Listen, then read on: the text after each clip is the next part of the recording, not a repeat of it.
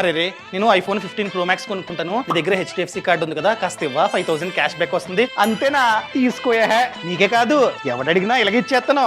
నా అంత మంచోడు ఎవడో లేడా, తీసుకా. Thank you. అరే ఆగరా, ఆడి కార్డు వెనక్కి ఇచ్చే.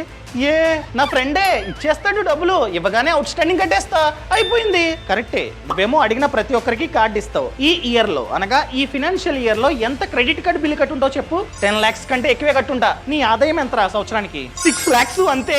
నువ్వేమో ఇన్కమ్ ట్యాక్స్ ని ఫైల్ చేసే టైంలో నీ ఆదాయం 6 lakhs అని చూపిస్తావు, కానీ కార్డు ఏమో అందరికి ఇస్తూ ఉన్నావు. వాళ్ళందరూ నీ కార్డ్ ని యూజ్ చేస్తూ ఉంటారు. ఇన్కమ్ ట్యాక్స్ డిపార్ట్మెంట్ వాళ్ళు ఆ యూసేజ్ ని నీ స్పెండింగ్ లాగా చూస్తారన్నమాట. అదే విధంగా వాళ్ళందరూ డబ్బుని వెనక్కి వేస్తారు నీ బ్యాంక్ అకౌంట్ లో. సో ఇన్కమ్ ట్యాక్స్ డిపార్ట్మెంట్ వాళ్ళు దాన్ని ఎక్స్ట్రా సోర్స్ ఆఫ్ ఇన్కమ్ లాగా చూస్తారు. సో వచ్చేది 6 lakhs, ఖర్చు పెట్టేది 10 lakhs కంటే ఎక్కువ. ఎలా అని చెప్పి క్లారిఫికేషన్ నోటీస్ ని, అది కూడా ఇన్కమ్ ట్యాక్స్ నోటీస్ ని నీ ఇంటికి పంపిస్తారన్నమాట. ఇన్ కేస్ నువ్వు కనుక క్లారిఫికేషన్ ఇవ్వకపోతే అన్అకౌంటెడ్ అమౌంట్ పైన 800% వరకు పెనాల్టీ కట్టాల్సిందే. కడతావా? అమ్మో.